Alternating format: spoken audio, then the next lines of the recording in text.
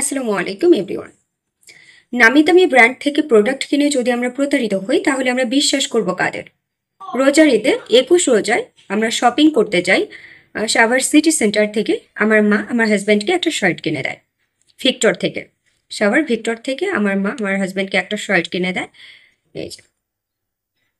তো যাই হোক, ঈদে যেহেতু আমার হাজব্যান্ড অসুস্থ ছিল, যার কারণে আমরা দূরে কোথাও ঘুরতে যেতে পারিনি। এর কারণে ঈদের ড্রেসগুলো আমাদের পরাও হয়নি। তো একদিন আগে আমার হাজব্যান্ডের একটা মিটিং ছিল ঢাকায়। তো ও এই শার্টটা পরে যায়।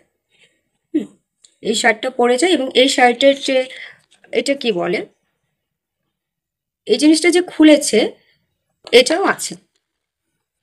আমার হাজব্যান্ড এই শার্টটা পরে যায়, পরে সারাদিন ঢাকাতে ছিল, মানে মিটিংয়ে ছিল। তা বিকেলে মিটিং শেষ হয়, ও বাসায় চলে আসে। সাভার আস্তে আস্তে যতক্ষণ টাইম লেগেছে ততক্ষণ বাসায় এসে ওই শার্টটা খুলে রাখে। ও খেয়াল করেনি। তারপর আমি এই শার্টটা হঠাৎ করে ধরি, তখন আমার চোখে পড়েছে যে সারাদিন বসেছিল, অর্থাৎ যেসব জায়গাতে বেশি চাপ লেগেছে সেই জায়গাগুলোতে পুরো ভুকসা উঠে গেছে। অনেকে হয়তো আমার ভাষা বুঝতে পারবেন না যে ভুকসা কি, বাট আমি এটা কিভাবে বুঝাবো আমি বুঝতে পারছি না। মানে সুতো উঠে পেঁচিয়ে পেঁচিয়ে গেছে। দাঁড়ান, আমি একটু দেখাচ্ছি, হয়তোবা ভিডিওতে বোঝা যাবে কিনা আমি জানি না। এই যে অনেকটা জায়গা জুড়ে জুড়ে মানে ভুকসা উঠে গেছে। ভিডিওতে মেবি বোঝা যাচ্ছে না ওভাবে, বাট তারপর হচ্ছে হাতের যেসব জায়গাতে আর কি বেশি চাপ লেগেছে, কনুয়ের জায়গাগুলোতে, ওইসব জায়গাগুলোতে ভুকসা উঠে গেছে।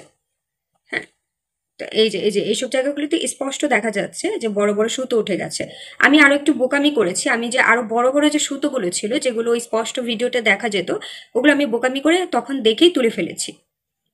সেগুলো আমার রাখা উচিত ছিল, তাহলে আপনারা ক্লিয়ার বুঝতে পারতেন।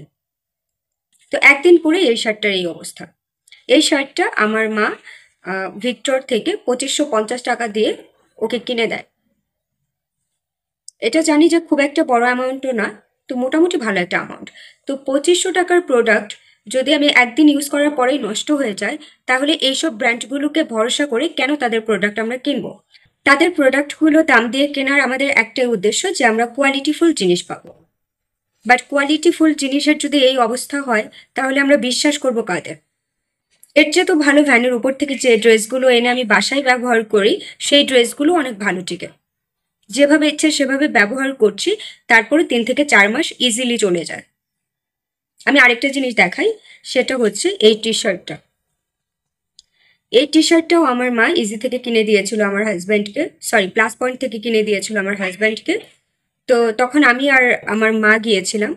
তো আমার মা বললো গরম পড়ে গেছে, তো সে আপকে একটা টি শার্ট কিনে দিই। তো তখন এই টি শার্টটা আমরা নেই। তো আমার হাজব্যান্ডকে যখন এনে দেই, তখন ও টি শার্টটা পছন্দ করেছে, কিন্তু ও বললো যে এটা তো প্লাস পয়েন্টের নিজস্ব টি শার্ট না। তখন আমার জিনিসটা খারাপ লাগে। আমি বললাম যে কেন? পরে বললো যে হ্যাঁ, এরকম বাহিরের প্রোডাক্ট এনে ওরা নিজেদের সিল লাগিয়ে ওরা বিক্রি করে, এটাই বিজনেস। তো ব্যাপারটা শুনে আমার কাছে খুব খারাপ লাগে। যাই হোক, তেমনকে মানিয়ে নেই, যে পড়তে পারলেই হলো। তো 1 মাস পরার পরেই দেখেন টি শার্টটার অবস্থা। পিছনে জ্বলে পুরো নষ্ট হয়ে গেছে। এই যে ছিঁড়েও গেছে।